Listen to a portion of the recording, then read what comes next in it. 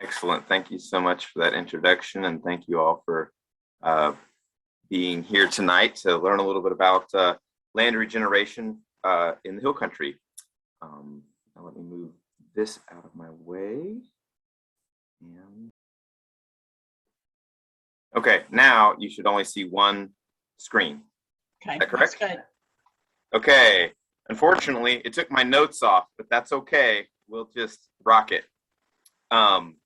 So I'm going to start with some pictures of wildflowers, like we saw a little bit earlier in our presentation, because then I'm going to move on to some bigger picture stuff. So typically, as you see, we typically get more rain in the east and less rain in the west.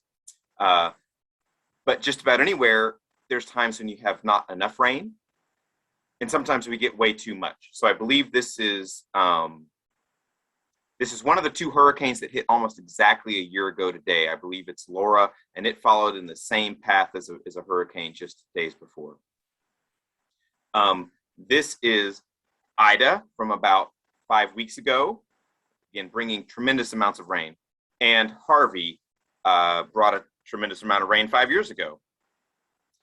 But this is nothing new. We get hit by hurricanes regularly, and this water is an important attribute for our hydrology and our plant life, and things, need that water. If you add in the tropical cyclones, you can see that it is a regular occurrence. We get hit by storms, over and over and over again.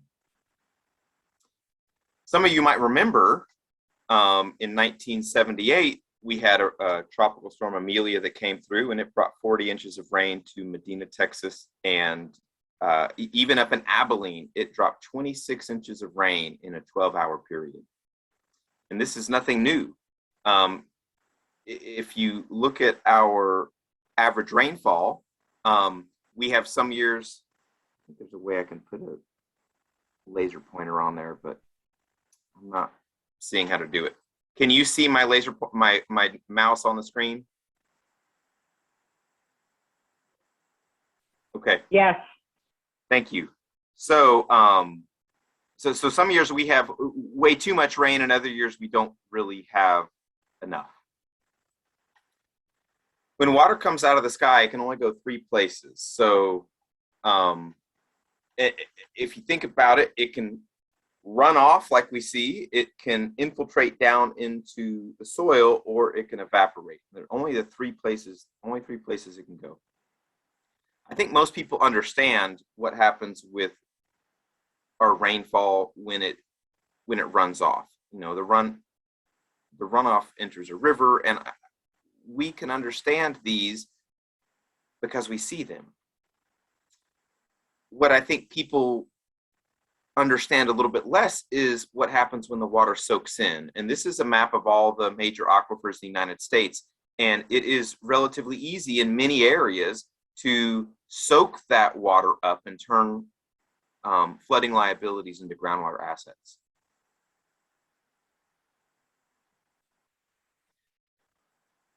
Many of you may have seen this diagram that talks about, as you continue to get more and more development, you get more and more runoff. So in a natural condition, you might get as much as 50% infiltration, whereas in a more urbanized setting, you get only 5% infiltration. So this land use is incredibly important, but not everywhere is a city. So I'm trying to think in larger scales on how we can use native plants to help make a vast majority of our country a better sponge and turn those flooding liabilities into groundwater assets. So here, if I put the title in quotes, you can search for that, and it should come up right away. You'll find a Bloomberg study. Each square is 250,000 acres, and it's in different land uses. So a lot more forestry in the east. We've got cropland and grazing in the central United States, and we have some, again, forestry and urban. Pink is urban, so we can find us right there. There is San Antonio, Boerne, and we have Austin and Dallas and Houston and so forth.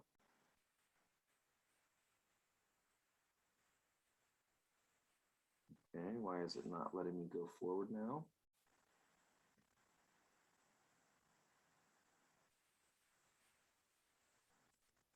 we go. Okay. Now, if you take those little dots and you jam them all together, you find out that about 35% of the United States is grazing, 28% is forestry, 20% is cropland, and only about 3.6 is urban. You can break that down a little bit more, and a lot of us out here in the hill country, we might fall into this rural housing, but they break this down even further. We have, ethanol and livestock feed. We've got defense and military bases.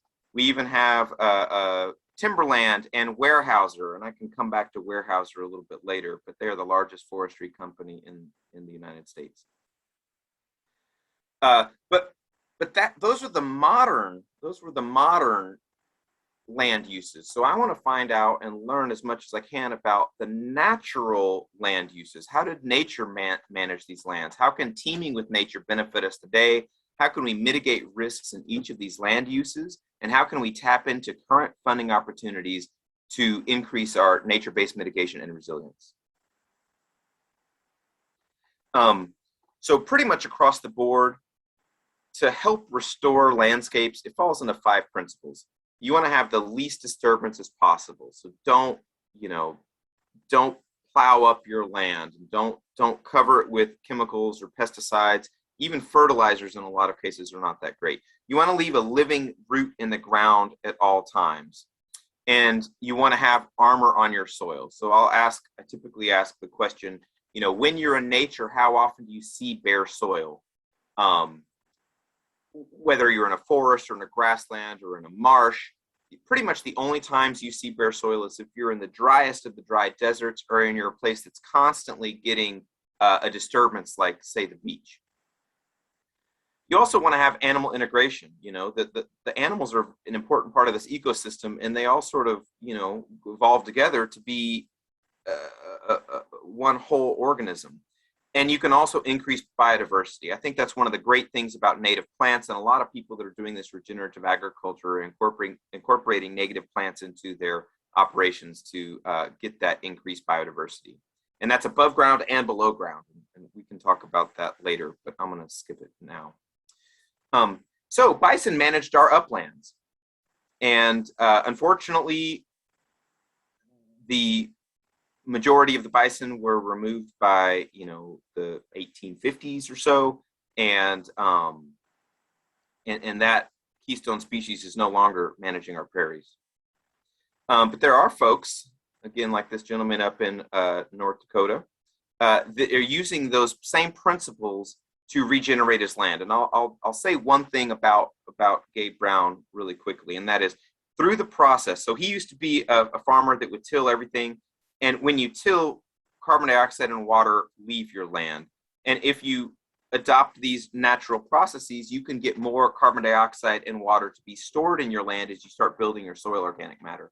And he's taken his soil infiltration rates from less than 1 inch per hour to over 15 inches per hour. So he is turning flooding liabilities into groundwater assets, and he's doing it at profit. These folks, same thing, a little bit closer to home, up in Oklahoma. They won this Leopold Conservation Award. This is the same award that David Bamberger here in Blanco has won. And they have increased their infiltration rate by over 1,200 times, going from about 1 inch an hour, going from about half an inch an hour to over 6 inches an hour, just by following those nature-based practices. Another group here in Texas, this is up near the Metroplex, but the Clark Birdwell Ranch. They take all 5,000 of their cows, they herd them up all together, and they move them around the ranch in a regular fashion, pretty much at least once a day. And they've taken large swaths that used to be bare ground, and they've got them to be revegetated. There's a case study here from the USDA called Banking on Soil Health. It basically says the average farm increases their yield. They have a return on investment of 176%. They increase the infiltration, which means they've reduced runoff and soil erosion, and it leads to better water quality outcomes. So these are all ways that we can team with nature and get better water quality and more groundwater, which I know is of great concern for areas in the hill country that might be, reliant on groundwater. And the reason I'm thinking about these real big picture items is only about 4% of cropland acres use cover crops. So very few of our nation's farms are actually following these nature-based practices. And what that shows me is there's unbelievable opportunity to make our country a better sponge for both carbon dioxide and water. And there's actually scores of Fortune 500 companies that are paying farmers right now to do that. You know, General Mills, Valero, Shell Oil, Microsoft, Google, you name it. Most major Fortune 500 companies right now are helping landowners improve their soils, which is shocking to me, but it's happening right now. Here's just a couple little things. Bare soil loses carbon dioxide and water. If you have cover crops and a living root in the ground, you soak them both up. Whoops, wrong way. Again, by tilling and breaking up the soil, you actually release the soil organic matter to the to the oxygen in the atmosphere, and it binds together and makes carbon dioxide and floats away. If you have no till, as you start building your soil carbon, you actually start helping soak more water into your land. And you can do it with the same thing. If you do overgrazing and or overrest, you can tend towards desertification. Whereas if you follow this bison biomimicry and planned grazing, you can start building up your soils. So what happens when you have a lot of bare soil? We're talking about the water running off. So what happens if you do something like plow your fields or put your raised flower beds going up and down the hill instead of across the hill? Well, you're leaving this perfect little path for water to leave. So as all this water leaves all these acres very quickly, what's the result of that? Well, we get flooding. So this was Highway 165 right outside of Blanco. It's the cutoff between Blanco and Dripping Springs.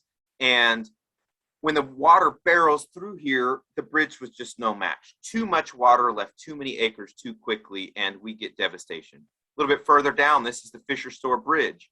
You know, how heavy do you think one of those bridge segments is? And at the same time, how much force do you think had to be there to throw that bridge segment away like it was nothing? I mean, that's 200 feet. It moves some of these bridge sections, 100 feet, 200 feet downstream.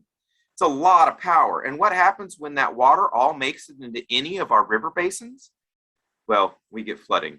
But flooding's nothing new. We've seen flooding in San Antonio for probably forever. This is 1913. 1913. I believe that's Houston Street and St. Mary's Street. And because of that, San Antonio came and put in these big flood control dams. And they work. But the flood control dams are putting a lot of this flood water already in the city.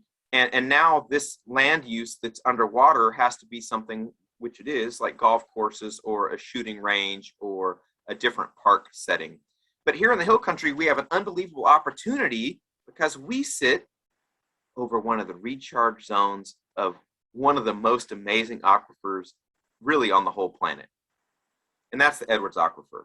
So we're sitting up here, and everywhere in green is like a giant sponge that feeds the Edwards Aquifer. Now I'm going to get into that a little bit more, and I am going to bring it back to native plants and how the native plant roots can help turn 3.4 million acres of land and approximately 600 feet thick of limestone into a giant sponge to help turn flooding liabilities into groundwater assets. The city of San Antonio has been pretty proactive. They've started purchasing up some of these parcels of land. I want to highlight this. This is Camp Bullis. I've got a lot of experience with Camp Bullis. I was their water program manager and their aquifer recharge specialist for about 7 years. And we're going to come back to that too, but let me keep going forward so I can get through some of these slides. But you're looking at, just go back to this slide. You're looking at where they're protecting most of the land, and it's right in the recharge zone. I want to suggest that this green area, the contributing zone, is just as important and probably more important. Some of the things they preserve are like 40-foot diameter sinkholes. So when it's raining real hard, the water comes out of the creek and comes rushing down into a 40-foot diameter sinkhole, and basically a surface water flood gets converted into a groundwater flood. And today is definitely not a day to go kayaking down Saco Creek.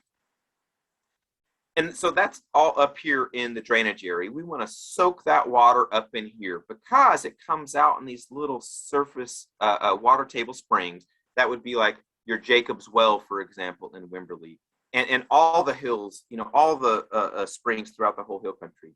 And then the water comes and cascades down, and then it goes over that little 800,000 acre band of recharge zone. And that's where the water is given another opportunity to soak in, but now it soaks into sort of the lower Edward. So during the Balcones uplift, the sponge sort of shifted, it went up. And the sponge is exposed over most of the hill country, but below the Balcones escarpment, it's actually submerged, and you get all these amazing artesian springs, and that's where you can have an artesian well, to include a giant well that tries to feed a bunch of catfish. And if you don't think these springs are vitally important to Central Texas, look at where all of our oldest cities are. You tell me that water is not unbelievably important. So what I want to bring back is that unbelievable importance of water. And I can go off on this topic for sure, but I won't. I'll just say this. Right now, San Antonio pays $1,100 per acre foot to desalinate. And when they were voting on the Vista Ridge pipeline, they expected that to be $2,400 per acre foot. And every acre of land in Texas gets about, we saw that rainfall chart, about 30 inches of rain. So on a wet year, if you get 37 inches of rain, that's 1 million gallons per acre. And that 1 million gallons, San Antonio is right now paying over $3,000 to desalinate that. I also want to talk about green infrastructure, and I'm going to get more into that in the future. But San Antonio just celebrated its 300-year tricentennial, and I want to highlight that San Antonio was actually founded on green infrastructure. These aqueducts and acequias deliver water through basically contour bioswales. They take water from where it comes out of the spring and it delivers all the way down to the missions. And then once it passes the missions, you end up getting these more natural little bioswales that would bring water out to agricultural land. And San Antonio would not be here without this green infrastructure and these different features to slow, spread, sink, soak, and store that water into a broader landscape to help, grow food or grow pollinator habitat. So I'm going to shift gears a little bit. Let's talk more about beavers. Beaver managed our lowlands and the waterways. There is a fantastic overview of the natural history of beaver by Ben Goldfarb. So I won't really go into beaver too much because Ben does a tremendously better job than I could anyway. So why beaver? Well, if you've ever been outside after a good rain event, you'll see all these what I call microdetritus berms, these little lines. You'll see them everywhere after rain as long as there's armor on the soil and some organic matter out there. And these are slowing, spreading, sinking, soaking, and storing that water into the landscape, even if it's only 2 centimeters deep. It's holding back a tremendous amount of water. Well, beaver did the same thing, but they might be holding water back, 2 meters deep. But, and as they do that, they're rehydrating the landscape. And as they rehydrate the landscape, they're creating these little green ribbons through the landscape that help protect from drought and flooding, both, as well as wildfire. So these are some studies being done in areas that got hit by wildfire. You can see the vegetation got burned off on both sides, but the river bottom, the valley, is it's lush because beavers make it wetter and water doesn't burn. A great 45-second video is Smokey the Beaver with Emily Fairfax, and if you really want to dig into this, you can look up low-tech process-based restoration and learn more about beaver and beaver restoration than you ever thought you would want to know. I will also say the USDA is funding beaver biomimicry type projects, and there's a project I don't have a slide of that in Prescott Valley, Arizona, where they're using cedar brush on contour to turn a flooding liability into a groundwater asset, and we did similar work in the Hill Country and on Camp Bullis. But several 100 million beaver have been removed. They're no longer slowing, spreading, sinking, soaking, and storing our water in the landscape. So it is sort of dependent on us to do the same thing. And you can do it even in your front yard. So if when the water comes off your roof and down your gutter, before that rushes out onto the street, you can soak it into your landscape by doing something like a residential rain garden. Here's a buddy of mine that installed one in his backyard. It's more like a bioswale, but this is a reduced water holding space, and then he piled the soil up and planted all of his vegetables in it. As water comes down the landscape, it hits that little depression and soaks in. But he took a picture of the alley, so now look at this. And he's not putting a water hose over his fence and watering the alley, I can assure you of that. But what happens is the water gets caught, the water soaks into the ground, and then at some point in time, it hits maybe a rock or an impervious surface, and it slowly migrates. The water still goes downhill, it still makes its way towards the river, but now it's going through the soil, and it's basically subsurface irrigating. They call this a swale plume. And I'm gonna talk more about this as we go on. But if you're making gardens this way, imagine if you had native plants that are adapted to extremely dry conditions for months of the year, and you set them here that every time it rains, they get free gravity power irrigation. And you're helping your house maybe not flood. Here's a couple other examples. This is in San Marcos. This is Travis Elementary School. We made a little bioswale to catch all the water off of their downspouts. And within about a year, you have a pollinator garden, you have food in your landscape, you have a spot for the students to come out and have an outdoor classroom. It's really just incredible what you can do if you add just a little bit more water to your landscape. And all of this was installed by a bunch of hippie farmers in Austin. This was a project called Festival Beach Food Forest. And you've got a wide variety of people here doing just tremendous work. And a lot of times, these groups come out and these volunteers go and solve problems for different communities or install it at the school, and it's a great teaching opportunity. Talking about school and teaching opportunity, I'm just going to do a quick aside to show that this works all around us. Those projects were from our east. This is Junction High School, a little bit to our west. Let me go back. So Junction High School, when it comes out of the downspout, it's very typical. Down the downspout, onto concrete, down the downspout, onto concrete, across crushed granite, into the street, straight into the Llano River, helping contribute to flooding problems. The Junction Middle School took a slightly different approach, and their downspouts all go into these depressed gardens below grade. And that's where I got the slide that I started with. So when you're waiting for the bus, or you're taking a break from school, or you're waiting for your parents to come pick you up, you can be watching the entire life cycle of butterflies right in front of your school. And I think this is a much better learning opportunity for our students than learning how to throw granite gravel at each other, which is important too, but that's for another slideshow.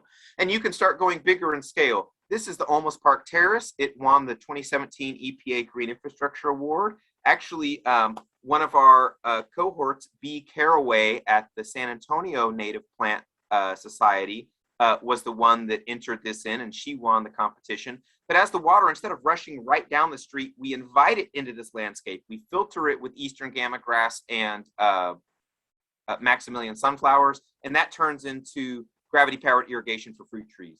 You can do it with a bunch of Girl Scouts and brownies in front of the quadrangle. I got a grant from Toyota to install 10 rain gardens in front of the quadrangle. We did it with a bunch of Cub Scouts and getting free labor to mulch our hike and bike trails. So as the city of Boerne is trying to do all these hike and bike trails, there's a lot of opportunities for putting the hike and bike trails on contour wherever you can and make them raised. And now, instead of the microdetritus berm being about an inch wide and an inch tall, it's about 10 inches wide and 5 or 10 inches tall, and it holds back a tremendous amount of water in the recharge zone above Salado Creek.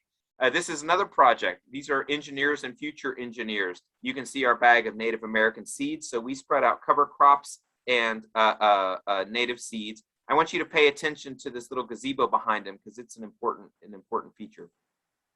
There's the gazebo. I want to highlight that the general that runs all of Joint Base San Antonio sits right there and overlooks this thing. So you can put these types of projects surgically precise to help influence the decision makers. Because right now what happens is the parking, or before the swales went in, the parking lot would get a bunch of rain and it would go down these basically concrete ditches and into a concrete pipe. That concrete pipe would discharge into a concrete ditch, take it to a concrete ditch, take it to a concrete ditch, and then in a big concrete, ditch would rush that water off the military base with no filtration, no opportunity to soak in. It was actually causing flooding liabilities downstream in some of those neighborhoods. So by putting these berms in on contour, they're like flood speed bumps. So the water just can't rush off. It hits this berm and falls down. Then it comes and it hits this berm and then it goes around it. And then it finally makes it back to that concrete ditch and off the property, but not before turning a flooding liability into a groundwater asset.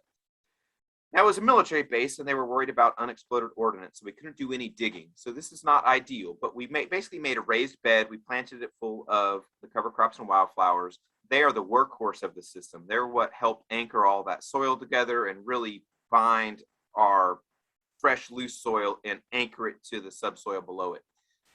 This was a bunch of the cover crops, and honestly, this is probably too thick to get good wildflower recruitment, but we all live in the hill country, and you can't grow something like that without the deer eating it down to nothing as soon as they find it. So the wildflowers in the hill country will definitely get sunlight. And 1 year later, we had it just absolutely covered in pollinator habitat. The wildflowers here were great. The general thought it was a great project, and he really liked the fact that it was done by the Girl Scouts and Cub Scouts, well, the Girl Scouts and the Brownies on base. Here's another example a little bit closer to home. This is out of Camp Bullis. They had a problem with water rushing down their access roads and flooding their athletic fields. So the water down the road across the athletic fields. They wanted to come in here and dig a trench from this fence all the way over there, about 300 feet, into a culvert pipe, and then have to lower that culvert pipe. They said, hey, before we start doing that, let's think about catching that water let's invite that water to stay instead of inviting that water to leave. And we did it by making, again, a raised berm. Not ideal, because there is an opportunity for a blowout. If the water breaks through this, all that water leaves at one time. So there are some issues with that. But you get free gravity-powered irrigation for your oak trees. And whatever you plant on that berm gets all that extra water anytime you get a rain. Here's the culvert pipe I was talking about. And you can see that from where it was leaving that fence all the way over to here, you have standing water. You slow it, you spread it, you sink it, you soak it, you store it, and it becomes gravity-powered irrigation for whatever you plant. In this case, I tried to plant some pollinator habitat, but all I got is the fire wheels. Now we're going to talk about a project that I think is better, and it's storing the water below grade. This project was funded by a USDA Young Farmers Grant, and it's called Terra Perezza Regenerative Farm, and it also won the 2017 EPA Green Infrastructure Award. I can't believe I've done this slideshow. I can't tell you how many times, and I'm just now seeing that. So shame on me. And by doing it below grade, you can see the soil's not very good, but when the water comes down the hill, you catch it, and then you catch it, and you catch it again. And within about a year, you are covered in pollinator habitat, and you get free gravity-powered irrigation for the fruit trees. And you can do that in better soil. This is in Maxwell near Lockhart. And again, you can mitigate drought and flooding one scoop at a time. And I'm going to end with a slide that shows that there is about $4.3 billion from the General Land Office to help install this type of nature-based solutions for protecting our built infrastructure as well as our ecological infrastructure. So after you dig it, this is the first big rain that came and added water to it. Within about a year, you hardly see any bare soil. And over time, as the roots dig down into the soil, they hold water for less and less time. So initially in black clay of our Blackland Prairie, it held water for longer than we would want. But after about 2 or 3 years, that water was soaking in much faster. Here's another project that I think is super cool, and it just won about a month ago, won another green infrastructure competition out of a 5-state area. So, and this is in the city of Austin. This is on their Vireo Preserve. There's a great 3-minute video I can share about this. I will tell you that it is in endangered species habitat. It was dry caliche hillsides. You could see what it looks like beforehand. And it is just exploding with life. As soon as you add a little bit of water up there, it explodes with life. The other thing it does is it stops the sediments from getting into the Colorado River, and it helps protect what the mayor calls the crown jewel of Austin, which is Barton Springs. So as this water soaks into the ground, it feeds spring flow, and the water that comes out of the sky at 27,154 gallons, it eventually makes the river, but now it's coming out as crystal clear spring water and not a muddy flash flood.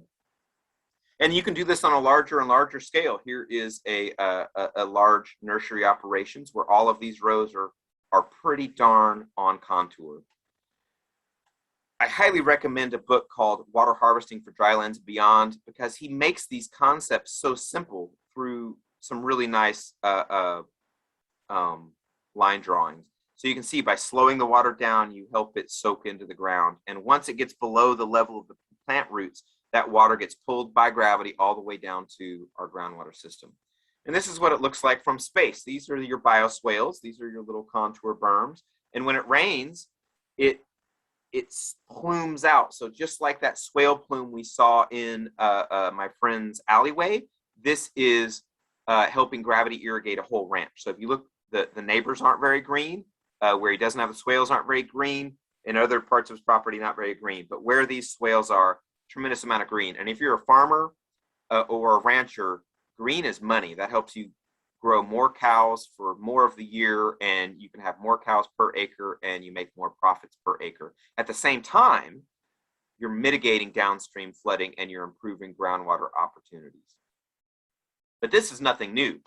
This is in Fort Ancient, Ohio. I've been to this site a couple of times, and it is phenomenal. The Native Americans, with digging sticks, like a shell on the end of a stick in a 35-pound wicker basket, they installed these systems. This one's 131 ponds. It's 3.5 miles long, and it's catching the water up on top of the hill and turning it into free gravity-powered irrigation and a groundwater asset before that water hits the Little Miami River and then the Ohio River, turning into a flooding liability. Let me highlight that these systems are still functioning today after 1,800 years of total human maintenance. And by soaking that water in, this is Barton Springs, instead of having, if it rushes off, you get this muddy flash flood, and if you soak it in, you get this beautiful crystal clear water. So which one would you rather swim in? I'm also going to highlight that in with that soil is typically where we have our phosphorus and our nitrogen and some of our pollutants. And those oftentimes lead to harmful algae blooms. So even though this guy looks like he's having a great time, the harmful algae blooms are nothing to laugh at. They can kill people. They can kill pets. Toledo, Ohio, a couple of years ago, went 2 weeks without water for the entire city because there was an algae bloom right where they were pulling water out of the Great Lakes. And so we don't want the water to run off. Your plants don't want the water to run off. I find a place in every single presentation to talk about David Bamberger. I visited David Bamberger's farm in about 1992 when I was a Boy Scout, and he changed my life and changed my mind about water. So he did a lot of things I don't necessarily agree with, but certain things like laying rocks down on contour to help slow, spread, and sink water in the landscape are turning flooding liabilities into groundwater assets and helping regenerate the health of his land. So I bought my first chainsaw somewhere around 1994, and I tried to do the same thing, but I wanted to do it with cedar brush. And I wasn't really cutting the trees down. I was lollipopping the juniper trees to let more light in. I was laying the brush down on contour. And then in this particular case, I came back and covered it up with the free Christmas tree mulch that you can get from Bitter's brush collection site. So as the water tries to go down the hill, you basically make a filter and a flood speed bump to help it soak in. And by covering the brush up, you can actually store, this is a German technique called hugelkultur, you can actually store all of the stored solar power within those branches and let the plants slowly dig into that battery. And that wood, all the stored solar power in that wood acts like the battery for the next generation of plants. So after time, all of that organic matter goes away and you end up with a new generation of plants, trees, whatever you decide to plant. If you do these on contour, they could be those little flood speed bumps.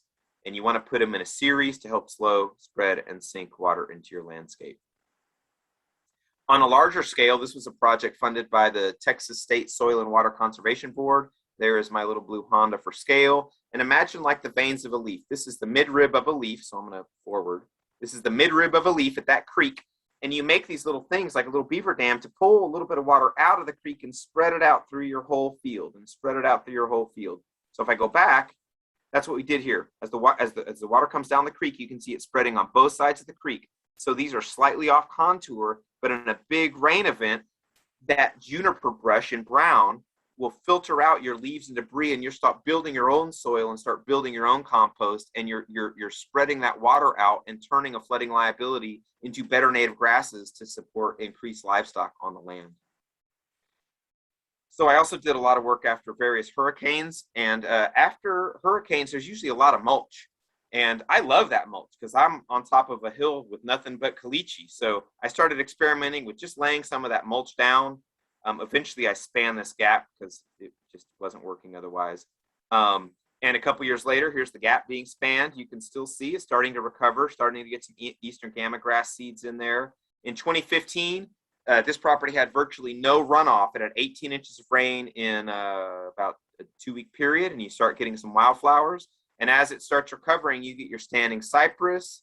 And I did plant wildflower seeds here, but it's that extra organic matter and the extra water that really makes them pop. Like, again, standing cypress, you've got your American basket flower, your horse mint bee balm. I'm not exactly sure which one that is. I used to know all my native plants immediately, and then I started looking at them as a tool to help regenerate landscape. So this is the exact same side of the road, not more than 40 feet apart. Which one do you think is more healthy? And it's not because this one gets any more water, it's because the water that it does get stays. So if someone asks you, if you have a system like this set up and someone asks you, how much rain did you get? You can say, well, I got it all. And you can use these native plants to help make your soil into a better sponge. So if you have turf grass, we've known this for decades, if you have turf grass and you're constantly mowing it short, or you're constantly grazing it short, your root systems never get deep. Each of these roots acts like a little pathway for water to get down deep into your soil. And it's showing big blue stem, roots 8 to 10 feet deep is not uncommon. Even in caliche, these root systems are phenomenal. And here we have another example with a human scale. So here's some native prairie, and they dug up all the roots. And this is not a small guy. And again, this one's actually looking at this perennial wheat. And now they're comparing the root system on a perennial wheat that you never have to till your land again. You plant it and you can harvest it and let it grow back. Harvest it and let it grow back. And you can harvest it and then you let it grow back and then you can graze it and then you can harvest it again. But the difference in the annual wheat, that's the annual wheat root system, and that's the perennial wheat root system. So which one do you think is making our country into a better sponge? And this was back from, I think, the 40s, and they did experiments in the lab where they same exact grass, same exact age, but they kept constantly mowing this one short, and you can see you don't have much root system. If you let it get longer, you get a little bit more root system, but it's not till the grass fully expresses itself to when its roots fully express itself. And I don't want to go down this rabbit hole with you guys. I'm happy to take questions at the end, and I'll go into as much detail on this as anybody wants. I could probably take each one of these slides and turn it into an hour talk, but I'll spare you that. The benefit is when you let the roots get really big, if you come back and you mow it short or you graze it short, all the roots die back to try to keep the above ground life equivalent to the below ground life. So they don't just pull these roots back up. All these roots stay way down deep into the ground, and they're basically building your soil organic matter from the ground up. And you can do that with cows. So the same, just 3 miles apart. This one has fewer cows, and it's turning into a desert. They have overgrazing and overrest. This one has twice as many cows, but they move them every day. So they'll come in and eat all the grass down, and then the cows might not return for a year.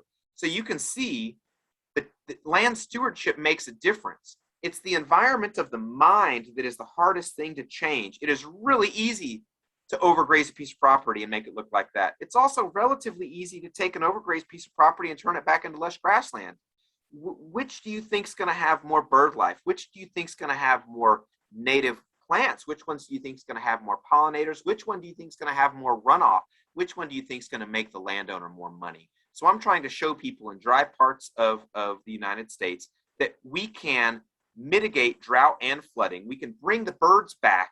We can bring the wildflowers back, and we can do it at enhanced agricultural profit. I'll make a quick aside here. If you look up the USDA RCPP program, the Audubon Conservation Ranching Program just got $3.5 million, and they're trying to convert an extra 2.5 million acres of land that looks like this into land that looks like that, and they're doing it to help protect birds. But our grassland birds are really the canary in the coal mine. If we continue to degrade our lands, we're going to degrade our water supply, we're going to degrade our food supply, and we're going to degrade the health of our population. Now I'll come back to Central Texas. We did a project at Camp Bullis, just a few miles to the south of the people from Boerne and a few miles to the north of people in San Antonio. This is a runway for scale. If you look at Google Maps, you can actually zoom into anything that I see here. It's up at the Blanco Roads right here somewhere. So this is Blanco and Cibolo Creek. Oh yeah, Blanco Road and Cibolo Creek. So you can zoom into this later on if you want. But we laid mulch down on contour. These are our LIDAR lines. So these lines are basically the topographic lines. And we're pretty close to being on contour. So what ends up happening is water tries to leave this Caliche Hill. It hits a speed bump. And then it hits another speed bump. And it hits another speed bump. And you're catching it because redundancy makes resilience. So this landscape ended up having about 300% more plant growth. Right off of the map here, we brought springs back to life that hadn't been seen ever, had never been documented. This particular parcel had no runoff, in 11.5 inches of rain in 2013, Memorial Day 2013, 11.5 inches, no runoff. Memorial Day 2015, 18.5 inches of rain in 2 weeks, no runoff. Don't you think that's going to help the plants? This is what it looks like from the ground level. The plants right near this mulch are way healthier than just a few feet away from it. These are about 18 feet wide and about 18 inches tall when we built them. So they are substantial. Again, this project was on Camp Bullis. There was no opportunity for digging because of the unexploded ordnance, but still in this particular case, we slowed, spread, sunk, soaked, and stored more water into Camp Bullis than they pump on an average annual basis. So instead of just another straw in the glass, we're the waiter that comes around and pours more water in. So as I'll get back to that thought. But groundwater is like a bank account, and it's really wise to deposit more than you withdraw. Otherwise, you're going to be broke and thirsty. So now let's talk about some ways we can get funding for that. There's some land trusts here in Texas that have gotten $5 million to install stuff like this. The NRCS, they have a $1.8 billion budget. They're spending tons of money to do things just like I'm talking about, cover crops and filter strips and riparian buffers and doing contour farming and conservation tillage. And there's some projects where this has had just an incredible impact on the land. This is actually in China, but the same thing could happen here if we wanted to. And starting in about 1994, the World Bank funded a project they called it the Los Watershed Rehabilitation Project.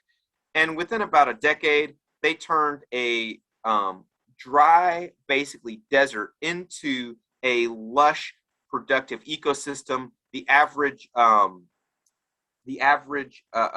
landowner more than doubled their income. They almost tripled their food supply. It brought millions of people out of poverty, and they did this on an area that's bigger than the entire recharge zone and contributing zone for the entire Edwards Aquifer. And I'm not suggesting that we do something like this, but talk to me offline about how this could help protect San Antonio's water supply for the next 300 years. And I'm going to end, I think this is where I end. I have 2 slides, and this talks about the General Land Office. After hurricanes, the Housing and Urban Development sends this community development block grant to the General Land Office. The HUD has spent $89 billion since 2000 to try to help communities be more resilient to natural disasters. And these are the maps. Any county that's shaded, so our counties are all eligible to get some of that $2.4 billion of funding, and the people that run the GLO right now, and I in my notes, if I could see my notes, I'd have the quote, but it says something, and I'm going to paraphrase by Josh Oyer, says, the GLO prioritizes projects that protect our natural infrastructure as well as our built infrastructure. So basically, yes, they want to protect the homes and the bridges and our sewage treatment plants and our refineries and so forth, but they also want to protect our ecosystem. And as we zoom in, we can see Bandera, Kendall, Comal, Hayes, Blanco, Gillespie. I mean, most of the counties around us are eligible for that funding. And I would love to help different people in different groups across our entire area start tapping into these funding, help them include the nature-based solutions that they're looking for, and turn flooding liabilities into groundwater assets while using native plants. And help San Antonio do things like meet their carbon neutrality pledge, and help all of these communities meet their Monarch Champion pledge by growing more pollinator habitat. And that is it. I wish I had my notes in front of me. I am sorry if I stumbled through that, but I do appreciate your time and you're putting up with my little bit of stutters and trying to get a lot of information to you guys as quickly and efficiently as possible. So I will turn on mute. Thank you very much again. Well, thank you, Bryan. That was very interesting. And maybe you can help us in the future with some more information on some of the projects that we're doing. Does anyone have questions?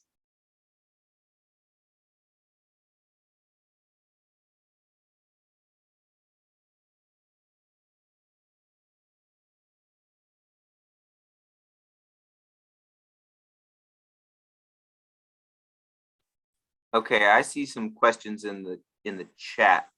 Okay, go for it. So here we go. Oh, well, one's from Terry. Terry, I'll get my number and we'll make this happen. I know Donna Taylor at Cibolo Nature Center, and yes, absolutely. I think this is absolutely important for all communities in the Hill Country, and we have such a great opportunity because we're sitting on a giant sponge. So let's not let that water rush off and cause a liability. Let's soak it up and turn it into an asset. Veronica asks everyone, what will the cluster neighborhoods do to local flooding? Are there any of the developers addressing this? So I know the development right now in Boerne is hot and heavy. I live not that far away from you guys, and I see it on a regular basis. There are funding opportunities to install this type of work, and I would be happy to work. I've been working with Ben Eldridge a little bit. He's connected me with a few other folks. There are ways to help the developers understand this. We can't, well, Boerne may require it now that they have a low impact development ordinance, but there are ways that we can help developers install more nature-based solutions to their stormwater problem, and then you can help get it biologically filtered. Oh, okay, over-rested. I see, well, let me make sure I don't skip any. Perennial wheat in Kansas is still in development. Do you think it could be viable in Texas? That was from David Adams. I don't know. It is still in development. It is not, I don't think it's commercially viable yet, but they have some of the smartest people in the country working on that. I will make one quick aside because I think it's a funny story.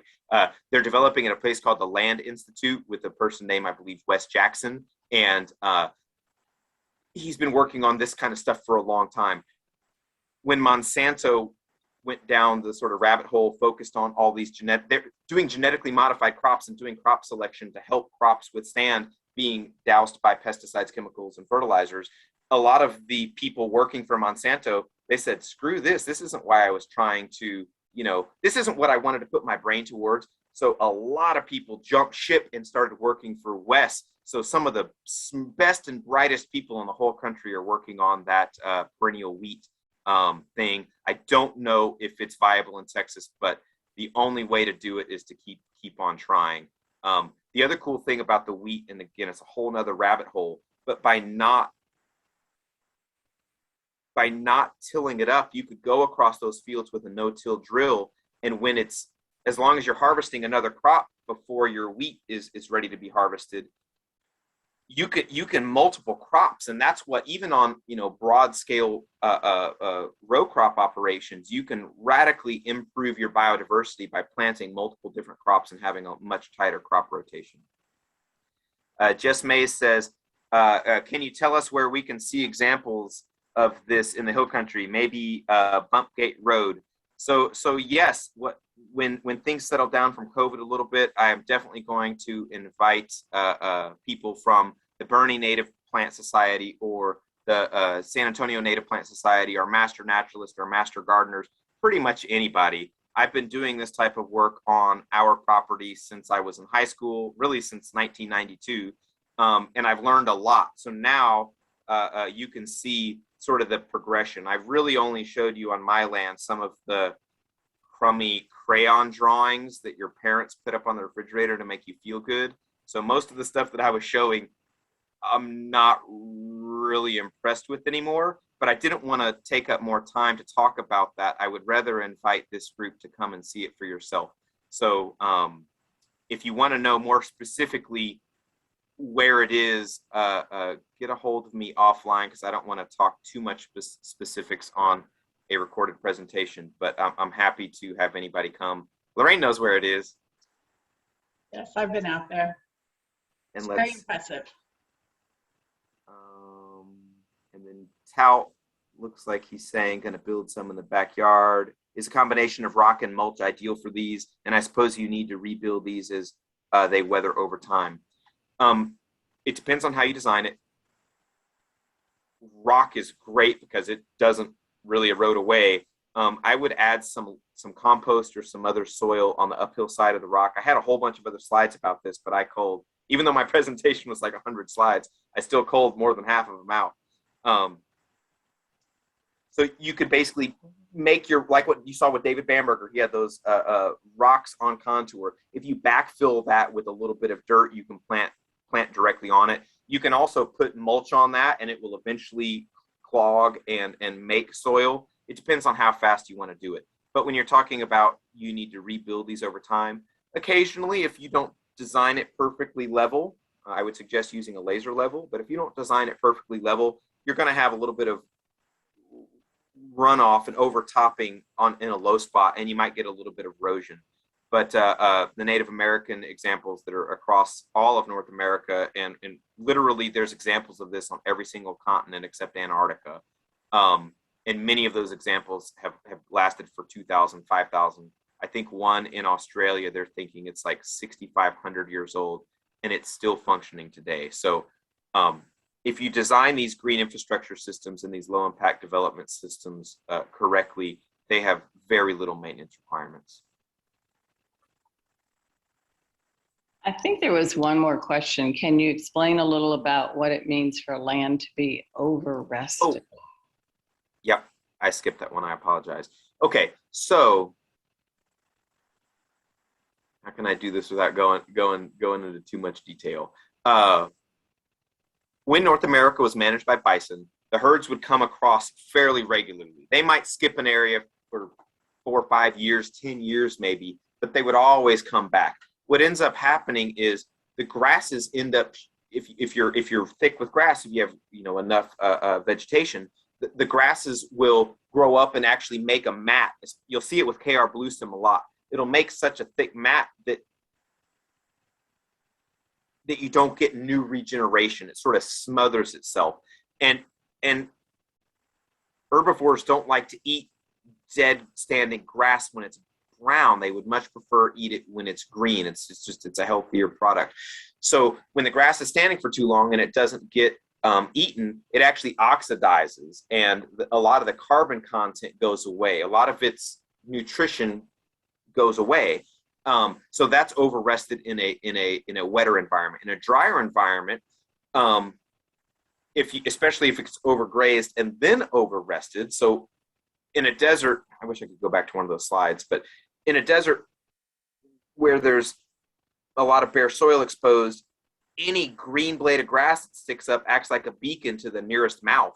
and they come and they eat it down, and it goes away. And what you end up having is now the sun bakes down on top of your soil, and it kills the life, and you start developing these crusts on the soil that are really almost hydrophobic. The water does not want to soak in. But there's examples. If you look up greening the Chihuahuan Desert or Chihuahuan Desert grassland birds, or maybe I can share in a minute, I can share in the chat a link that's, I got a 3-minute video and a 7-minute video in the Chihuahuan Desert where these soil carbon cowboys, which is another great one. In fact, if you just go to the soil carbon cowboys, they'll answer your question better than I'm doing.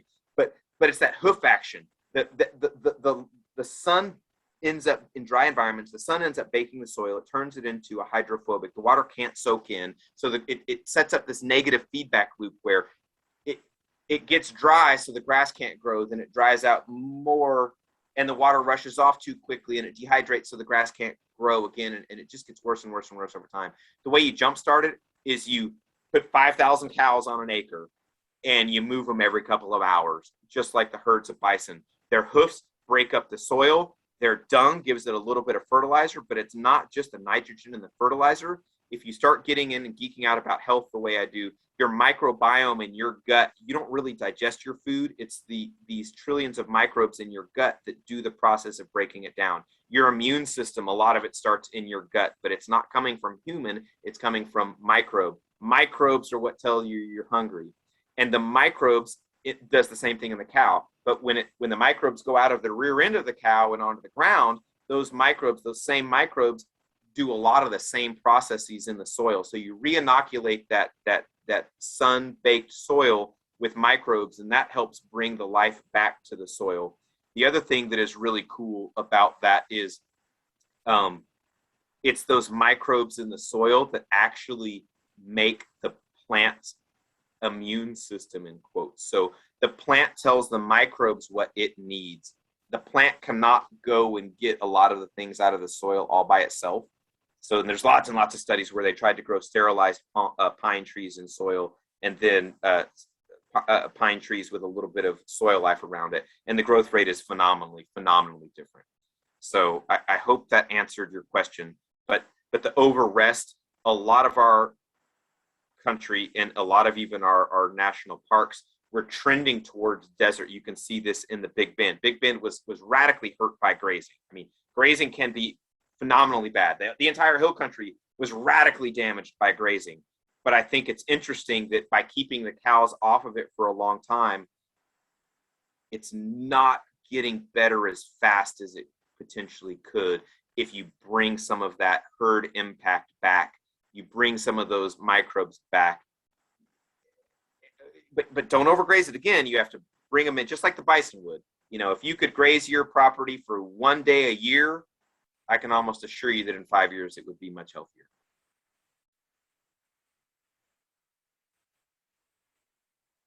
Okay, so I see something about 13 acres behind the library, an unnamed creek. I'd love to go. Look at that and see if I can help brainstorm, as well as I think there's a lot of people that know what I do. A lot. One thing that I think I'm a better asset at than most of the people that know how to do this land regeneration is I know who has the money to fund it in the billions, not in the. I mean, I know where the millions are. I know where the small grants are. You know, right now it was just released. The Forest Service just released an announcement. It's not due until I think December, maybe January, where the Forest Service will help communities go upstream from them and buy forest land that's under threat of development. They'll even pay to put in the hike and bike trails. They'll pay to put in signage to talk about how forests are good for the ecosystem and good for protecting water. And there's a grant available right now, today, to do that. So on those 13 acres, I'm happy to help. And then I'm also happy to help find funding. If there's one thing that a landowner can do first, what would it be? I would say stop putting poison on your land. Don't poison, to the best extent possible, don't use your Roundup. Wean yourself off of fertilizers and grow as many native plants as you possibly can on your landscape. If you want to go a little bit beyond that, I would cover any area that you have that has bare soil, cover it with 3, 4, 5, 6, 10, 20 inches of mulch. It doesn't really matter how much mulch you put on it. That mulch is just ground up batteries. And right now in Boerne, I think for a long time now in Boerne, they give you the mulch for free. So there's also a group called Chip Drop, CHIP, Drop, DROP. And if you sign up for them and put in your email address, any local tree trimmer in your area, instead of taking their brush to the Boerne brush recycling place, they'll actually drop it off in your front yard. You can tell them if you only want chips. You can tell them if you're okay with logs. I've had that done probably 80 or 100 times, and most people don't want to deal with the logs, but that turns into all of my firewood, and I'm pretty good at knowing what's open, what's not. So, okay, more messages or questions. Honey Creek, please. Veronica, let's just Veronica, let's talk. Yes, there's opportunities there. And yes, then we need somebody to give them money so that they can preserve Honey Creek. Well, here's the deal. I can't apply for it, but you tell me which nonprofit. I don't really care which group it is. To me, it would be the groups that I know in Boerne are the Civil Nature Center. Obviously, you could maybe do your Soil and Water Conservation District. Those would be the two places I would start. Another thing might actually be like Alamo Area Council of Governments could be a pathway to do that. Most of these federal agencies like to give grant money to more than one group. So they would not give, I'll just use Native Plant Society. They would probably not give the Native Plant Society Boerne chapter a grant. They would much more likely give the statewide Native Plant Society a grant and then let them manage divvying it up between all of their different chapters. So the same thing. They don't necessarily want to give Kendall County a grant. They would rather give Alamo Area Council of Governments a grant and let them divvy it up amongst their 13 counties. Greater Edwards Aquifer Alliance, I've been talking to Annalisa. I thought I was going to give this presentation for her with some folks that are looking at flooding in the Guadalupe River, but I haven't, it fell off the plate and it hasn't happened yet. But that's one of the reasons why having this conversation is great. I do appreciate you guys staying on and actually staying a little bit late even. Help me brainstorm on this. I'm obviously interested in this. I'm very passionate about it. I would love to help anybody install these practices, but I think piecemealing it and doing postage stamp projects are really good for that particular property.